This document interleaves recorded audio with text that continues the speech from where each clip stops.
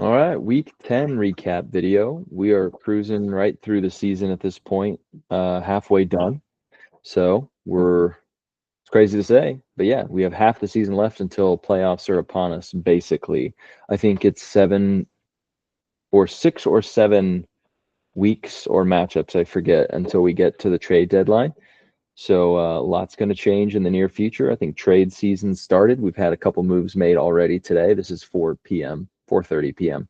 when I'm making this one. So let's start with last week's results. Frank and I, big matchup of kind of teams at the top, and he waxed me, but I didn't do badly by the VTL standards. I had about a 55% week.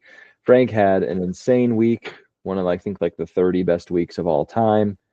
What are you gonna do? Uh, Great week from Frank. JW gets a big win over Jeremiah. I think that actually pushed JW into 6th in the standings. So in a season where it feels like a lot has gone wrong, JW in the playoff picture. What is it? Oh, you see the dog? Got my little girl with me today, hanging out in the background, thinking about fantasy baseball, I'm sure, and dogs, it appears. French, narrow victory over Brad. That one was really close, it looked like. Alex with a 12-4 win over Maffey. So that one was a bit surprising, right? Maffey had just gone up to number 3 in the power rankings. Alex is a good team too. Pretty decisive victory there. Casey breaks the losing streak against Bo, and the experience brought them so close that they decided to make a trade today. So 8-7-1 victory for Casey. Breaks the schneid or whatever. So I'm sure he's happy about that. And then Nate with the 10-6 victory over Corey, who also I think Corey had a fine week, just a better week from Nate. So let's look at some percentages. Here's the Fantrax standings. You can see the kind of current streaks we're on. Really, there aren't any big streaks except for Nate has not lost in 7 weeks. 2 ties in there, but still, you don't lose in 7 weeks. Yeah, it makes sense why you're number 1 in the standings. Jeremiah hasn't won now in 4 weeks. And the VTL percentage for Jeremiah dropped a little bit this week as well. We'll talk about that in a second. Everyone else kind of just won or lost 1 or 2. JW's won 3 in a row now. So as I mentioned, 49% is the winning percentage in Fantrax. That's good enough for 6th place. He just beats out Casey. So all is not lost for Mr. JW after a kind of rough start to the season. Let's look at some of the VTL numbers. Let's zoom in a little bit on this. Perfect. So I am still number 1 in VTL after this week. Nate 56.5, so about 2% behind me. Frank 1% behind him, and then we have this big drop off, which was not really like that last week. So it's looking kind of like a big 3, if you will, and that is the first tier name, the big 3, Justin, Nate, and Frank. Kind of hard to distinguish us at this point. I have the highest percent VTL, but Frank just killed me, and Nate beat me before that. So I feel like kind of a cheap number 1, but the VTL still rings kind of true, and I'm top 3 both sides of the ball. Frank is 5th in both. Nate is 1st in batting, but 6th in pitching. I don't know. I think 1 and 3 in terms of pitching and batting rank probably gives me the edge to be number 1 right now. However, I'm also not currently in the top 2 in the standings. That would be Nate and Frank. I'm a little bit outside of Frank and like a half game back, must be, or something. Anyway, I think if you had to say there's a rightful team at number 1, it's probably still me, but it's very, very, very close. These 3 teams, very close. Corey has jumped up all the way to 4th. So he had a kind of a hard start to the season, but it felt like all along he was still a solid team to me. 51.51% VTL is not going to, wow anybody, but it's good for 4th in this really competitive season. So hats off to Corey for kind of climbing up the ranks. I think he might have been 12th at one of these power rankings in the past. So hats off to him. Maffey just behind him after a pretty dismal week this week. Alex at 50.2%. I think his bad week was more last week. And these three people, Corey at Matthew, Alex, kind of make up what I'm calling the small three, not the big three, but they are sort of a trio nonetheless. And the six of us comprise the current playoff teams in terms of VTL, if you were to predict based on VTL. Then you get kind of everybody else. I think this week I've called it the race for Otani. We've got French at the top because of that miraculous consistency. He hit his mark again this week, right in between 40 to 50% VTL. Casey right behind. He did get the win this week, barely over Bo, who's right below him. But it's been a little bit rough going for Casey. Bo has actually displayed pretty good ceiling a couple times. I think he probably even deserves to be above Casey in the power rankings. But we know that Bo is selling. He made a couple selling moves today. It's just hard to put him any higher than this. But props to Bo for he's ninth in batting and seventh in pitching. Pretty harsh to then be ranked ninth overall, I think. But I know he's selling, and so it makes it easier for me to kind of slide him a spot here or there. JW with a big win.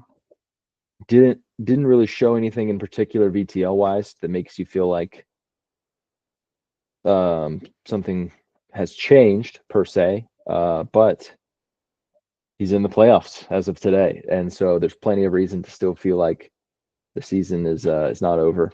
Brad right behind him, and I know this is a pretty big swing because I had him in Tier C all by himself last week, but Jeremiah just turned in one of the worst weeks we've ever seen.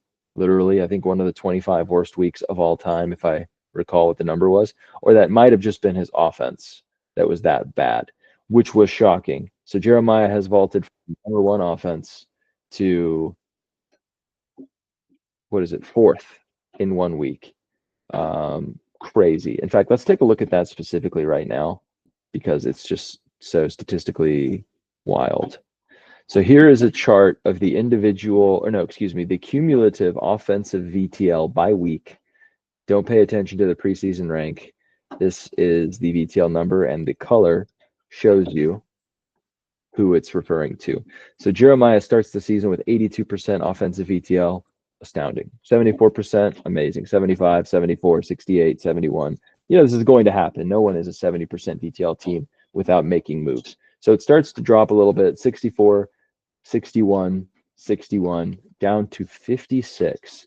To go from 61% at week 9 to 56% in week 10 after such a strong sample size has already been gathered requires essentially the minimum offensive VTL that you can possibly generate. So for Jeremiah this week, he was in the 0.07th percentile all time.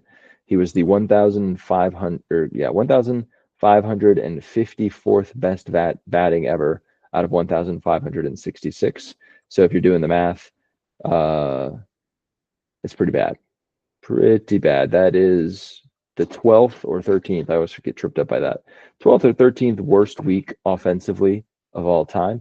And wow, if you want to really get into it, that's the 7th or 8th worst week total VTL wise of all time. So a bottom 10 week of all time. I don't believe we've seen that this season. I had no choice, it felt like to me, but to put Jeremiah as last in the power rankings for today. So the thing that felt like unassailable, can never let him down, has now let Jeremiah down, instantly tanked his offensive VTL down from first to fourth. Pitching was also abysmal, easily the worst in the league so far.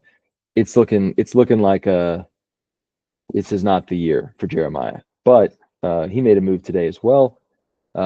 Still plenty of that reason to play. And obviously you're seeing these VTLs. It's not as if there's a massive gap between these teams, even with this abysmal performance. So didn't mean to harp on Jeremiah so much there. Just statistically crazy. The offense was that level. On the luck numbers, we're starting to see a lot of yellow because over time, people don't get lucky over really big sample sizes. It tends to play out according to what you put forward. And so we're not seeing just a whole lot of outliers anymore. I played Frank this week and I did pretty well, so it kind of beat the luck back to the normal a little bit. Jeremiah and Corey have been particularly unlucky, but most teams have leveled out a little bit over time. This one is just still crazy. Corey, 64.7% opponent VTL through 10 weeks. It just shouldn't be possible. It's so much higher than average that it just shouldn't be possible. So Corey remains quite unlucky despite rising up in the power rankings this week. Let's look at the individual performances. These are percentiles, not VTLs. So Frank had a 98th% outcome all time this week. That's good for 25th ever. That was mostly on the back of the 36th best pitching ever. 215th best batting is nothing to scoff at.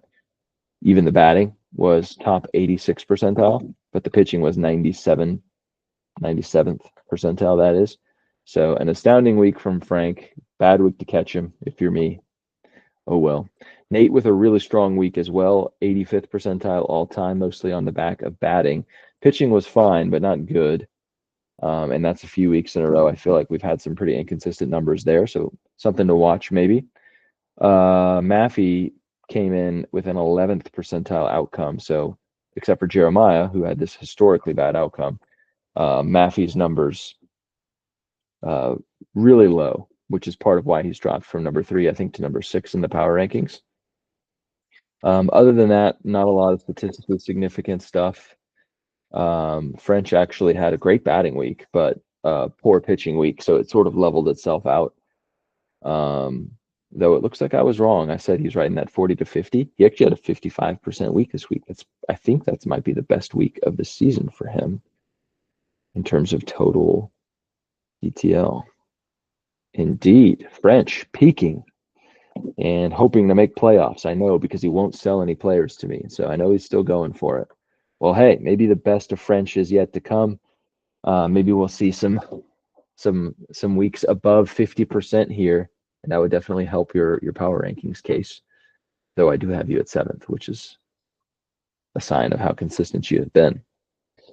Not a whole lot else to say. I'll show you the schedule for the next 3 weeks.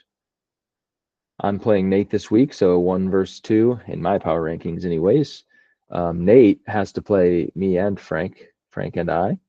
The next 2 weeks. I just played Frank last week, so we're all sort of trading off. And then mixed in there, I'm going to play Corey, who's number 4. Frank is playing Corey currently. So 1, 2, 3, and 4 are all kind of playing each other. This is the crucible right now. And then that probably means we're going to finish the season with lighter schedules. No offense to anyone else. So here it is. Don't usually go much into this, but there it is. I do want to put out another video. I may just be scrapping the idea of comparing like the T1 numbers with anything else, because we're running out of, it's not really relevant anymore. It's week 11. And I just never felt like I had the time to really dig into the data. I could easily just pull something up and just talk, but I'd like to have some statistics like ready that are interesting. So I may just skip that. I think from here, I may do a trade video, depending on how many trades we get. I think it'd be fun to send out survey and do like a little trade grade report. I don't want to make anybody feel bad or something if they're the ones that get like said that their trade sucked or whatever. But I think in general, it would be fun to have some trade grades, go over them on here. That may be one where it's fun to actually have another person on there. Maybe we don't talk through any of the numbers like this. Maybe we just do some trade stuff. I think that could be fun. Maybe I can look back at some trades of the past and bring up a couple fun ones that we've previously seen. So that's an idea I have. We'll see if I have the time for it. This one sick right now, so I'll be home tomorrow. So maybe I'll do some tomorrow if she won't let me work. Then maybe I'll do some anyways. Some of that. Anyways, I believe that's all I got for you. So happy trading. Let the trade season begin. Halfway through the season, start thinking about where you want to be and how you're going to get there, and then trade me all the people that you need to accomplish your goals. Trade addiction, open for business. All right, see ya.